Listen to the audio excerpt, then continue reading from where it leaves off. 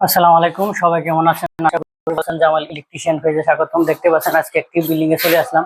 আমাদের electric group cutting এর কাজ চলছে। এখানে সিঁড়ি রুমে দেখতে পাচ্ছেন পাইপ কাটিং এর কাজ চলছে, এখনো ফিটিং হয় নাই। পাশাপাশি আমার এখানে 4টা রুম আছে। রুমের কাজ কি কি হয়েছে দেখাই, আমরা কিভাবে গ্রুপ কাটিং করে থাকি। এটা ঘরের ভিতরে প্রবেশ করতে ডান সাইডে দরজা চাপবে, বাম সাইডে আমরা সুইচ বোর্ড দিয়ে দিয়েছি, উপর থেকে লাইন নেমিয়ে দিয়েছি দেখতে পাচ্ছেন। এখানে আবার এসি লাইন পয়েন্ট করে দিয়েছি, নিচে আবার একটি সকেট পাওয়ার সকেট করে দিয়েছি যেন মোবাইল চার্জিং করা যায়। এই সাইডে আবার দেখছেন বাল্বের জন্য লাইন করে দিয়েছি, এখানে ফ্যানের জন্য লাইন আছে।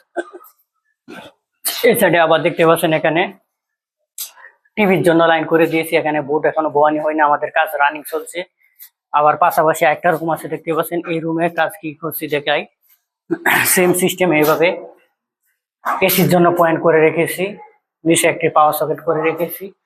আবার এই সাইডে এখানে টিভি লাইন করে রেখেছি দেখতে পাচ্ছেন। এখানে আবার পাইপ এখনো ফিটিং করা হয় নাই, করা হবে। এখানে আবার ফ্যানের জন্য লাইট করে রেখেছি। আমরা এভাবে কাজ করে থাকি সব প্রতিনিয়ত দেখতে পাচ্ছেন। এখানে ছোট একটা কিচেন আছে, আবার বাথরুম আছে। আবার এখানে এখানে একটি রুম, এখানেও পাইপ বসানো হয়েছে, এখনো বোর্ড বসানো হয় নাই। পাশাপাশি এই বোর্ডটা আবার জাম হয়ে গেছে। আমরা প্রতিনিয়ত এভাবে জাম দিয়ে থাকি দেখতে পাচ্ছি, আমাদের বোর্ডগুলো কিভাবে জাম দিয়ে থাকি, ভালোভাবে সুন্দরভাবে জাম দিয়ে থাকি যেন লড়াচড়া না করে বা কোন জায়গায় পাকা না থাকে। তো আমাদের কাজ কি রকম হয় অবশ্যই জানাবেন, কমেন্টে জানাতে ভুলবেন না। আবার জামাল ইলেকট্রিশিয়ান পেজের সাথেই থাকুন। সবাই টেক কেয়ার, ভালো থাকেন।